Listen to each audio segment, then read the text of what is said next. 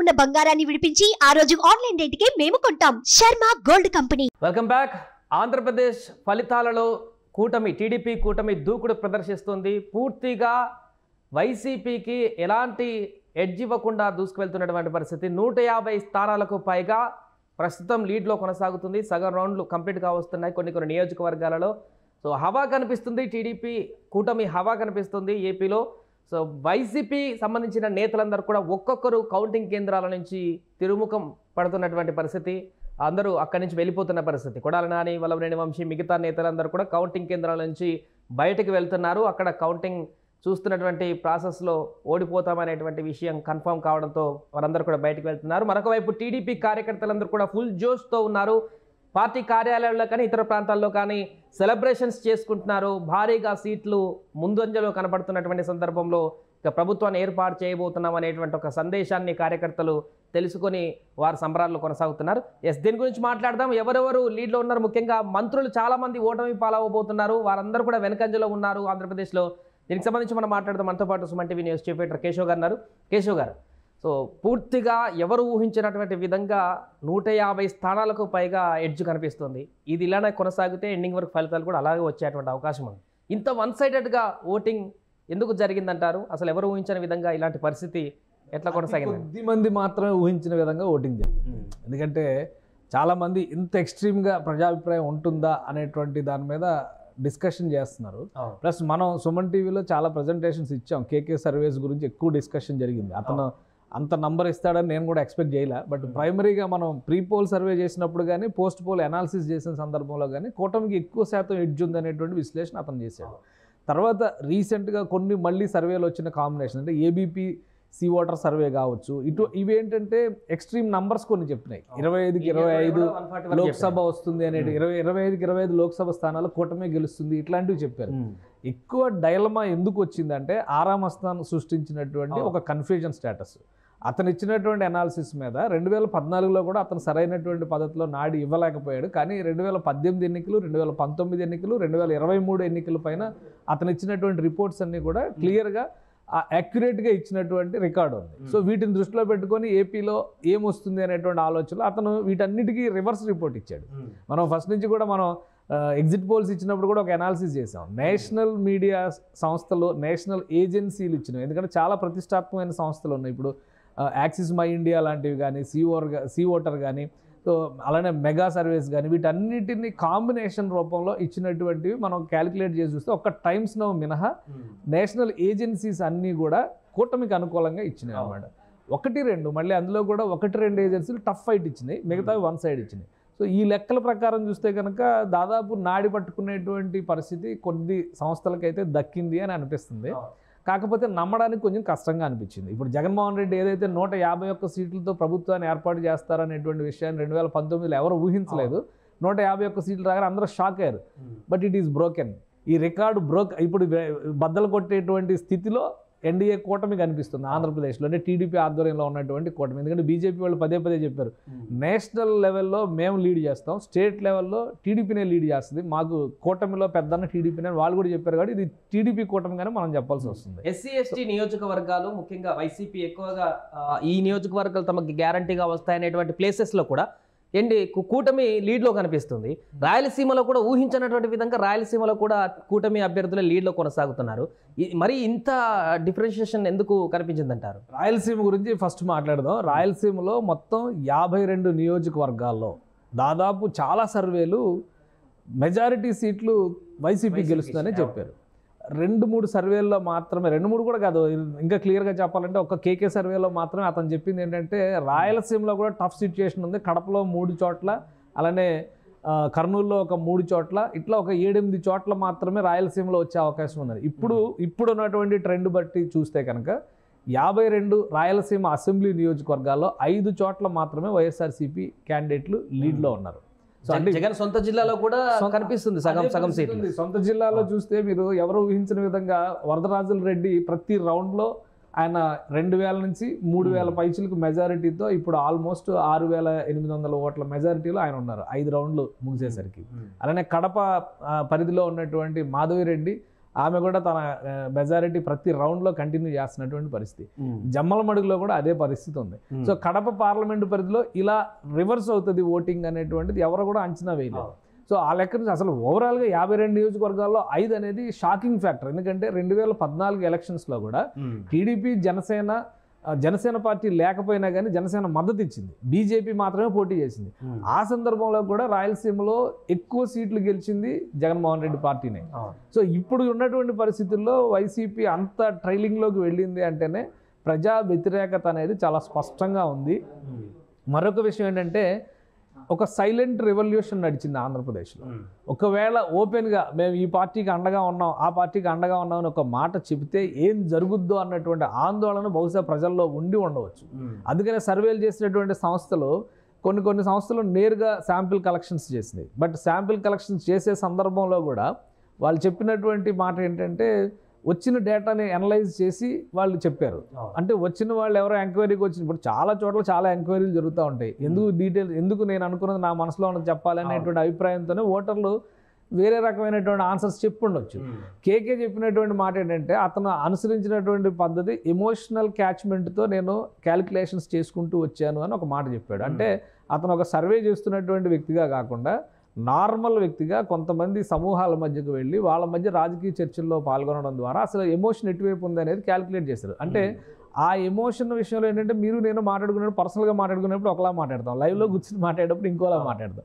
So ఆ personal casual డిస్కషన్స్లోంచి వాళ్ళు ఎమోషన్స్ని కరెక్ట్గా క్యాచ్ చేశారేమో బహుశా, అందుకనే అంత వ్యతిరేకత ఉంది అనేటువంటి మాట అతను నిర్ద్వందంగా చెప్పారు.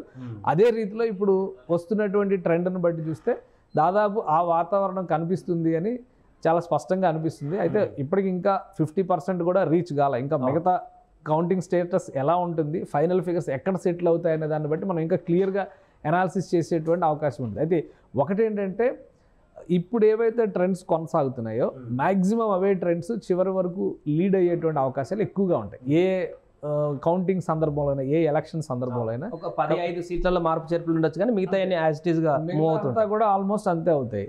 ఇంకోటి మనం ఫస్ట్ నుంచి కూడా అనుకుంటుంది ఓటింగ్ ఎలా జరిగినా కానీ ఆంధ్రప్రదేశ్లో ఓటర్ మాత్రం డెసిషన్ ఖచ్చితంగా ఒక సైడే ఇస్తారని చెప్పాం. ఈ హంగ్ టైప్ ఈక్వేషన్స్ ఆర్ఆర్ సర్వే విషయంలో కూడా మనం అనలైజ్ చేసినప్పుడు చాలా క్లియర్గా చెప్పింది ఏంటంటే ఇలా కన్ఫ్యూజన్ క్రియేట్ చేసి 10-15 సీట్లతో ప్రభుత్వాన్ని ఏర్పాటు చేసే అవకాశం అయితే ఎవరు, చాలా స్పష్టమైనటువంటి మ్యాండేట్ ఉంటుంది అనేటువంటి ఎక్స్పెక్టేషన్ మనం చేసాం. అదే రీతిలో మినిమం 125 పైన వచ్చేటువంటి అవకాశమే ఉంది అని కూడా అంచనా వేసాం. సో ఫైనల్ ఫిగర్స్ ఒక 5 సీట్లు అటు ఇటుగా సెటిల్ అయినా కానీ ఇప్పుడు వస్తున్నటువంటి ట్రెండ్ని బట్టి కానీ మొత్తం టోటల్గా వస్తున్నటువంటి లీడ్స్ని బట్టి కానీ చూస్తే కనుక కూటమి ప్రభుత్వం ఆంధ్రప్రదేశ్లో ఏర్పడడం ఖాయం అనేటువంటి సంకేతాలు అయితే స్పష్టంగా కనిపిస్తున్నాయి. రైట్. ప్రస్తుతం అయితే టీడీపీ చరిత్రలో ఎన్నడూ లేనటువంటి విధంగా రికార్డు దిశగా లీడ్ అయితే కొనసాగుతున్నటువంటి పరిస్థితి, 93 స్ట్రైక్ రేట్లో మూవ్ అవుతున్నట్టుగా కనపడుతుంది. ఇంకొకటి ప్రధానమైనటువంటి విషయం కేశవ్ గారు, 20 సీట్లకు పైగా ఎంపీ స్థానాల్లో కూడా లీడ్లో కొనసాగుతుంది. అటు ఎన్డీఏ చూస్తేనే వన్ సైడెడ్గా పోతుంది అనుకున్నటువంటి కేంద్రంలో ఎన్డీఏ సీట్లేమో అంత ఆశించినట్టుగా స్పీడ్ అవ్వట్లేదు. కాబట్టి ఈ సమయంలో టీడీపీ సాధించేటువంటి సీట్లు కీలకం కాబోతున్నాయా జాతీయ స్థాయి రాజకీయాలు అనేటువంటి అంశం కూడా తెరపైకి వస్తుంది. ఇప్పుడు టీడీపీ జనరల్గా ఏంటంటే కూటమిగా ఒకసారి ప్రీపోల్ అలయన్స్ అనేది జరిగిన తర్వాత కూటమిలో నుంచి బయటకు రావడానికి కొంచెం క్లిష్టమైనటువంటి పరిస్థితులు ఉంటాయి. ఇప్పుడు దేశంలో నడుస్తున్నటువంటి ట్రెండ్ని బట్టి చూస్తే కనుక ఎన్డీఏ కూటమి ఆల్మోస్ట్ 170 నుంచి 190 లీడ్ కొంచెం పైకి కిందికి అవుతున్నటువంటి పరిస్థితి కనిపిస్తుంది. మనకు 270 నుంచి 290 లీడ్ అవుతుంది. అంటే ఓవరాల్గా 274 సీట్లు ఎవరు గెలిస్తే వాళ్ళు గవర్నమెంట్ ఫామ్ చేసేటువంటి అవకాశం ఉంది. సో ఎన్డీఏ కూటమికి ఇప్పుడు ఒక కంఫర్టబుల్ పొజిషన్ ఉన్నట్టుగా సంకేతాలు కనిపిస్తున్నాయి. ఫైనల్ ఫిగర్స్ ఎంతవరకు లీడ్ అవుతాయి అనేది కొంత వెయిట్ చేయాలి, ఎందుకంటే అక్కడ నిజంగానే ఒక చేజింగ్ లాగా నడుస్తుంది. ఐఎన్డీ కూటమి యాక్చువల్గా ఫస్ట్ స్టార్ట్ అయినటువంటి పరిస్థితుల్లో డబల్ ఉంది. మొత్తం మీద ఎస్టిమేషన్ ఏంటంటే వీళ్ళు 80 ఉంటే వాళ్ళు 160 ఉన్నారు. సో ఇప్పుడు ఆ గ్యాప్ చాలా వరకు భర్తీ అవుతూ వచ్చింది. ఈ భర్తీ అవుతూ వస్తున్నది ఫైనల్ ఫిగర్ ఎక్కడ సెటిల్ అయ్యింది అనే దాని మీద, అందులో యాక్చువల్ ఫిగర్స్ బీజేపీకి ఎన్ని వచ్చినాయి అనేది కూడా ముఖ్యం. ఎందుకంటే మనం గతంలో చూస్తే 1991 ఎలక్షన్స్లో మనం చూస్తే రాజీవ్ గాంధీ చనిపోయిన తర్వాత, అంటే ఒక 3 ఫేజులు ఎలక్షన్ కంప్లీట్ అయినాక రాజీవ్ గాంధీ మరణం తర్వాత చివరి జరిగిన 2 ఫేజుల్లో కూడా చాలా భారీ ఓటింగ్ కాంగ్రెస్కి వచ్చింది. అప్పుడు 230 సీట్లు 239 సీట్ల వరకు వచ్చింది. Minority government PV Narasimha Rao form చేశారు. అప్పుడు ఏమైంది, జేఎంఎం లాంటి పార్టీలు వీటన్నిటిని కూడా కలుపుకోవాల్సి వచ్చింది. బయట నుంచి ఎన్టీ రామారావు అప్పుడు తెలుగుదేశం పార్టీని కూడా చీల్చి మద్దతు తీసుకున్నటువంటి పరిస్థితి ఉంది. పర్వతనేని ఉపేంద్ర ఆధ్వర్యంలో 3-4 టీడీపీ ఎంపీలు కాంగ్రెస్లోకి వెళ్ళి మద్దతు ఇచ్చి పివి నరసింహరావు గవర్నమెంట్ నిలబెట్టినటువంటి చరిత్ర ఉంది. సో మళ్ళీ ఆ రోజులు వెనక్కి వెళ్ళినట్టుగా, ఎందుకంటే ఈ లాస్ట్ 10 yearsలో మనం చూస్తే కనుక స్పష్టమైనటువంటి కేంద్రంలో స్పష్టమైనటువంటి మెజారిటీ ఒక పార్టీకి ఇచ్చినటువంటి సందర్భం ఈ గత 10 ఏళ్లలోనే చూసాం. ఈవెన్ యూపీఏ 1లో కానీ యూపీఏ 2లో కూడా కాంగ్రెస్ పార్టీకి సింగిల్ పార్టీగా అంత మెజారిటీ రాలా, కూటమిని కలుపుకొని వెళ్లాల్సినటువంటి పరిస్థితి. ఒక దశలో లెఫ్ట్ పార్టీస్ మీద 2004లో గెలిచినటువంటి గెలుపులో దాదాపు 60-65 స్థానాలు లెఫ్ట్ పార్టీస్కి సంబంధించినటువంటి ఎంపీలు ఉన్నారు.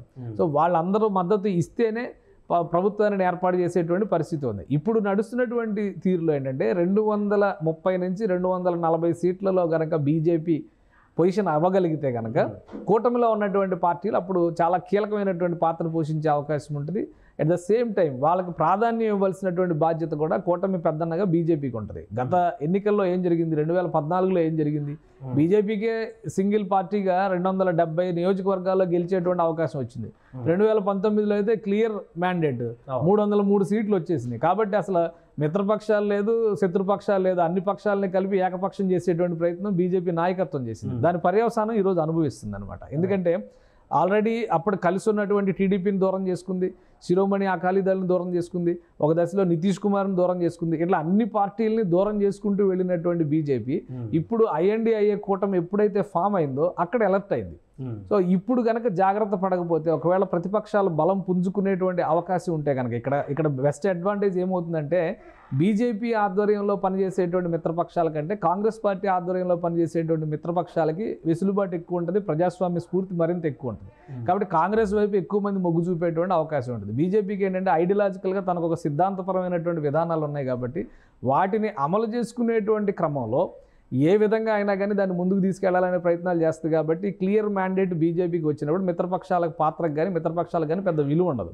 మనం 2019 ఎన్నికల తర్వాత బీజేపీకి 300 సీట్లు వచ్చిన తర్వాత జగన్మోహన్ రెడ్డి ఢిల్లీ వెళ్ళగానే ఫస్ట్ చెప్పిన మాట ఏంటి, 22 మంది ఎంపీ సీట్లు ఇస్తే కూడా నేనేం చేయాలన్నాడు ఆయన. నేనేం చేయలేను, ఇంకా వాళ్ళ క్లియర్ మ్యాండేట్ ఉంది కాబట్టి అడిగిన సార్లు అడుగుతాం, వాళ్ళు అడిగితే ఎవడిస్తాడు. 2 సీట్లతో తెలంగాణ తెచ్చుకున్నప్పుడు 22 సీట్లతో ప్రత్యేక హోదా తేలేమా, లేదా రాష్ట్రానికి కావాల్సినటువంటి ప్రయోజనాల కోసం పోరాటం చేయలేమా? ఆ రోజు ఆ స్ఫూర్తి వైసీపీ ప్రదర్శించలేకపోయింది, ఎందుకంటే వైసీపీకి ఉన్నటువంటి రాజకీయ పరిమితులు వైసీపీకి ఉన్నాయి. సో ఇప్పుడు కనుక ఈ నంబర్ 270-280 మధ్యలో కనుక ఎన్డీఏ కూటమి సెటిల్ అయితే ఎన్డీఏ మిత్రపక్షాలకి గౌరవం పెరుగుతుంది. ఢిల్లీలో ప్రత్యేకమైనటువంటి అవకాశాలు వస్తాయి, మంత్రివర్గంలో ప్రత్యేకమైనటువంటి శాఖలు ఇస్తారు. సో ఈ వెసులుబాటు కూటమిలో ఉన్నటువంటి పార్టీలకు వచ్చేటువంటి అవకాశం ఉంటుంది. ఒకవేళ ఐఎన్డీఐఏ కనుక బలోపేతం అయ్యి ఈ లాస్ట్ రౌండ్స్లో పుంజుకుని 270 సీట్లు క్రాస్ చేసేటువంటి స్థితికి వాళ్ళు వెళ్తే కనుక చాలా కాలం తర్వాత అక్కడ బీజేపీ ఏతర ప్రభుత్వం కేంద్రంలో ఏర్పడడానికి ఆస్కారం ఉంటుంది. బట్ ఇప్పుడు నడుస్తున్నటువంటి నంబర్ల ప్రకారం చూస్తే ఈ నంబర్స్ ఖచ్చితంగా ఎన్డీఏ కూటమికి అనుకూలంగా ఉన్నటువంటి నంబర్స్. ఎన్డీఏలో ఉన్నటువంటి పెద్దన్న పాత్ర పోషిస్తున్నటువంటి బీజేపీని మాత్రం ఇబ్బంది పెడుతున్నటువంటి నంబర్స్. బీజేపీ ఇలా ఎక్స్పెక్ట్ చేయలేదు, ఎందుకంటే బీజేపీ ఇండివిజువల్గానే 370 సీట్లు సాధించాలనుకుంది. ఇప్పుడు 370 సీట్ల దగ్గరికి వెళ్ళాలి, కానీ అది అత్యాశ. ఎందుకంటే మొత్తం మీద దేశవ్యాప్తంగా ఉన్నటువంటి 543 పార్లమెంటు స్థానాల్లో 97 నియోజకవర్గాలు మిత్రపక్షాలకు ఇచ్చింది. అంటే మొత్తం మీద బీజేపీ పోటీ చేసింది 434-433 స్థానాల్లో పోటీ చేసింది. అందులో కేవలం ఒక 60-70 స్థానాలు వదులుకొని మిగతా అన్ని చోట్ల గెలిచి తీరాలనేటువంటి లక్ష్యాన్ని బీజేపీ నిర్దేశించుకున్నటువంటి పరిస్థితి. ఒక రకంగా అసాధ్యమైనటువంటి లక్ష్యం, కానీ ఇప్పుడు నడుస్తున్నటువంటి రాజకీయంలో ఏది అసాధ్యం కాదు కాబట్టి బీజేపీ సాధించవచ్చు అనేటువంటి ధీమాతో ముందుకెళ్ళింది. బట్ ఆ ప్రయత్నం మాత్రం కొంత బెడిసి కొట్టినట్టుగా కనిపిస్తుంది ఇప్పుడున్నటువంటి ఫిగర్స్ చూస్తే. ఇంకొక ఇంట్రెస్టింగ్ ఫ్యాక్ట్, ఆంధ్రప్రదేశ్ ఎన్నికల గురించి మాట్లాడుకుంటే కేశవ్ గారు, కేఏ పాల్ 2 స్థానాలలో పోటీ చేస్తారు ఈసారి, గాజువాకలో ఎమ్మెల్యేగా, విశాఖలో ఎంపీగా. సో ఇప్పటివరకు అందుతున్న ట్రెండ్ ప్రకారం గాజువాకలో 394 ఓట్లు, విశాఖ ఎంపీ స్థానంలో 1190 ఓట్లు మాత్రమే ఆయనకు లభించినటువంటి పరిస్థితి. అంటే నోటా కంటే కూడా ఆయన ఇంకా తక్కువ స్థాయిలోనే ఓట్లు సాధించినటువంటి పరిస్థితి. ఇది ఎట్లా చూడొచ్చు అంటారు? ఈయనకు ఎందుకు మరి అంతగా కనీసం ఓట్లు కూడా రానటువంటి పరిస్థితి నెలకొంటుంది? అంటే ఇంకా అంత పెద్ద బ్రేకింగ్ న్యూస్ అంటే నేను అనుకున్నా కేపాల్ లీడ్లోకి వచ్చారేమో 370 ఓట్లతో అనుకున్నా. ఎందుకంటే ఆయన పెట్టే ప్రెస్ మీట్లన్నీ అలానే ఉంటాయి కదా, అది ఇంపాసిబుల్. ఎందుకంటే ఇప్పుడు కేపాల్ గురించి మనం మాట్లాడే కంటే జేడి లక్ష్మీనారాయణ గారు ఎక్కడున్నారు? పరిపూర్ణానంద స్వామి నిన్న కూడా చెప్పాడు కదా, ఆయన 123 సీట్లతో వైసీపీ ప్రభుత్వం ఏర్పడబోతుంది అంటే వీళ్ళకి నోటి దురదతో చేసేటువంటి ప్రయత్నాలు ఇవి. అవి ఇప్పుడు ఒక బాధ్యతాయుతమైనటువంటి స్థానంలో ఉన్నప్పుడు ప్రజల నాడి ఎటుందో తెలుసుకునేందుకు కొంత సమయం కావాల్సి వచ్చినప్పుడు మౌనంగా ఉండడం బెటర్. చంద్రబాబు నాయుడు ఇంతవరకు అసలు రియాక్ట్ కాల, మేము గెలుస్తామని చెప్పలా, ఓడిపోతామని చెప్పలా. ఆయన ఎలక్షనీరింగ్ బాగా చేసామన్నారు, ఆయన దారిని ఆయన టూర్ వెళ్ళారు, వచ్చారు. సో ఇప్పుడు ఏం జరుగుతుందని రిజల్ట్ చూస్తున్నారు. జగన్మోహన్ రెడ్డి గారు మొత్తం ఎలక్షనీరింగ్ అంతా చేశారు, అందరిని అభినందించారు, ఆయన టూర్ వెళ్ళారు, ఆయన దారిని ఆయన వచ్చారు, అందరిలో కూడా ఆత్మవిశ్వాసం నింపే ప్రయత్నం చేశారు. నిన్న కూడా ఆయన మీటింగ్స్ అవి కూడా షెడ్యూల్ చేశారు, ఆయన ప్రయత్నాలు ఆయన చేశారు. అంటే ఒక సీరియస్ పొలిటీషియన్ యాటిట్యూడ్ అలా ఉంటుంది. వీళ్ళు ఏంటంటే వేవ్ని బట్టో, అవకాశాన్ని బట్టో, లేదా ఒక రాజకీయ పార్టీని బట్టో, ప్రజల బలహీనతలను బట్టో, ఒకవేళ మనం గెలిచేస్తాం, మనం పెద్ద పొజిషన్లోకి వచ్చేస్తాం అనుకునేటువంటి ఆశతో వచ్చినటువంటి వాళ్ళు. కేఏ పాల్ గారు ఇప్పుడు దాదాపు 5 ఎలక్షన్స్ అంటే తెలంగాణ, ఆంధ్ర, లోక్సభ, అసెంబ్లీ అన్ని చూశారు. అసలు ఆయనకు వచ్చిన ఓట్లు ఏంటి ఓవరాల్గా, ఆయన ఎందుకు నామినేషన్ వేస్తున్నాడు అంటే ప్రజాస్వామ్యం ఇచ్చినటువంటి హక్కు, భారత రాజ్యాంగం కల్పించినటువంటి అవకాశం కాబట్టి ఖచ్చితంగా వాళ్ళు ప్రయత్నం చేయొచ్చు. కానీ ఏంటంటే ఆ స్థాయిని మించి మాట్లాడకూడదు. మునుగోడులో కూడా ఆయన వెళ్ళి నామినేషన్ వేశారు. తెలంగాణలో జరిగిన మునుగోడు ఉప ఎన్నికలో కూడా ఆయన నామినేషన్ వేశారు. ఎందుకు వేశారో ఆయన తెలియదు, ఆయనకే తెలియాలి అది. కాబట్టి అది ఎట్టి పరిస్థితుల్లో ఒకటి గాజువాకలో ఎవరు ఊహించిన విధంగా గత ఎన్నికల్లో 2019 ఎన్నికల్లో పవన్ కళ్యాణ్ లాంటి పర్సనాలిటీ, అట్రాక్టివ్ పర్సనాలిటీ పోటీ చేస్తేనే ఓటమి పాలయ్యారు 8,000 ఓట్ల తేడాతో దగ్గర. కానీ 8,000 కూడా కాదు, 14,000 ఓట్లు అనుకుంటే తేడాతో పవన్ కళ్యాణ్ ఓడిపోయారు. ఈసారి గాజువాకలో చాలా దారుణమైనటువంటి ఓటమిని వైసీపీ ఎదుర్కోబోతుంది. ఎందుకనంటే చాలా కీలకమైనటువంటి నియోజకవర్గం ఇప్పుడు గాజువాక నుంచి అమర్నాథ్, మంత్రి అమర్నాథ్ అక్కడ బరిలో దిగారు. నియోజకవర్గం మార్చుకొని సిట్టింగ్ ఎమ్మెల్యే ఆయన అనకాపల్లి నుంచి అక్కడ షిఫ్ట్ అయ్యారు. సో అట్లాంటి వ్యక్తి మీద ఇప్పుడు దాదాపు 14,000 ఓట్ల మెజారిటీతో టీడీపీ నాయకులు ఉన్నటువంటి పరిస్థితి ఉంది. ఇంకా పెరుగుతుంది. అది మనకు వచ్చినప్పటికి చాలాసేపటి క్రితం వచ్చినటువంటి రిపోర్ట్ కాబట్టి అది మారేటువంటి అవకాశం అయితే 100% ఉంది. పర్సంటేజ్ పెరిగేటువంటి, ఓటింగ్ షేర్ పెరిగేటువంటి అవకాశం అయితే కనిపిస్తుంది. మెజారిటీ మారేటువంటి అవకాశం కనిపిస్తుంది. చాలా నియోజకవర్గాలు అంటే కొన్ని ఇప్పుడు పన్నూరు నియోజకవర్గం ఉంది, వైసీపీ చాలా గట్టిగా గెలుస్తుందని చెప్పారు. అక్కడ టీడీపీ ఆధిక్యంలోకి వచ్చింది. ఆల్మోస్ట్ 1,100-1,200 ఓట్లు మెజారిటీ ఇంకా పెరుగుతుంది అన్నారు. చిలకలూరుపేట. ఇంకొక బ్రేకింగ్ న్యూస్ కేశవ్ గారు, ప్రస్తుతం మనకు అందుతున్నటువంటి రిపోర్ట్ ప్రకారం అఫీషియల్గా టీడీపీ ఒక స్థానం గెలిచింది. 50,000కు పైగా మెజారిటీతో టీడీపీ తొలి గెలుపు ఖరారైంది. అది కూడా రాజమండ్రి రూరల్ నియోజకవర్గం గోరంట్ల బుచ్చయ్య గెలిచినట్లుగా అఫీషియల్గా మనకు ఒక వార్త అందుతుంది. మొత్తం ఓవరాల్గా 160 స్థానాలు ఇంకా పెరిగినాయి. ఎన్డీఏ కూటమికి సంబంధించి 160 స్థానాలలో లీడ్ కొనసాగుతున్నటువంటి పరిస్థితి. 15కు తగ్గిపోయింది వైసీపీ లీడ్. అంటే 1-2 స్థానాల్లో కొంచెం ఇటు నుంచి అటు నుంచి ఇటు ఇట్లా ట్విస్ట్ అవుతున్నటువంటి పరిస్థితి చాలా స్పష్టంగా ఉంది. ఎందుకంటే జనసేన పార్టీ పోటీ చేసినటువంటి 21 స్థానాల్లో 21 చోట్ల గెలిచే అవకాశం ఉంది అనేటువంటి సంకేతాలు ఇప్పుడు ఉన్నటువంటి ట్రెండ్ని బట్టి వస్తుంది. ఆల్రెడీ 20 స్థానాల్లో లీడ్లో ఉంది. ఇప్పుడు నెగిటివ్ అనేటువంటి ఫ్యాక్టర్ ఎక్కువగా మాట్లాడుతుంది. పోలవరం నియోజకవర్గం ఒకదాని గురించి ఎక్కువ మాట్లాడుతున్నారు. మిగతా నియోజకవర్గాలు అన్నింటిలో ఆల్మోస్ట్ లీడ్లోకి వచ్చినటువంటి పరిస్థితి కనిపిస్తుంది. సో ఇట్లాంటి ట్రెండ్ ఉండేటప్పుడు ఆటోమేటిక్గా ఆ క్లారిటీ అనేది తెలిసిపోతూ ఉంటుంది. ఇంకోటి రూరల్ నియోజకవర్గంలో మీరు చెప్పినట్టుగా ఫస్ట్ రౌండ్ నుంచి కూడా పోస్టల్ బ్యాలెట్ దగ్గర నుంచి కూడా ఫస్ట్ వచ్చినటువంటి అవుట్కమ్ రాజమండ్రి రూరల్ నియోజకవర్గం. రాజమండ్రి పార్లమెంటు పరిధిలోనే మొత్తంగా 13 రౌండ్లో రిజల్ట్ వచ్చేస్తుందని చెప్పారు. సో రాజమండ్రి సిటీ కూడా, రాజమండ్రి రూరల్ కూడా 13 నుంచి 16, 18 రౌండ్లలో మొత్తం రిజల్ట్ వచ్చేస్తుందని చెప్పారు. ఇప్పుడు మీరు చెప్పిన దాని ప్రకారం చూస్తే బహుశా ఒకవేళ లీడ్ ఆయన 50,000 పైచిలకు ఓట్లు లీడ్ అనేది ఇప్పుడు అది 3వ గెలుపు ఆయనకి, hattrick constituency. So Gorantla Butchaiah Chowdary గారికి అభినందనలు చెప్పాలి. ఎందుకంటే పాపం ఆయన ఆ సీటు గెలుచుకోవడానికి కూడా చాలా కష్టపడాల్సినటువంటి పరిస్థితి వచ్చింది ఆ సీట్ తెచ్చుకోవడానికి. ఎందుకంటే కూటమి పరంగా కందులు దుర్గేష్ అక్కడి నుంచి పోటీలో ఉన్నారు. నాకు ఆ సీటు కావాలి, జనసేన మిత్రపక్షంగా జనసేనకి ఇవ్వాలనేటువంటి డిమాండ్ని ప్రపోజ్ చేశారు.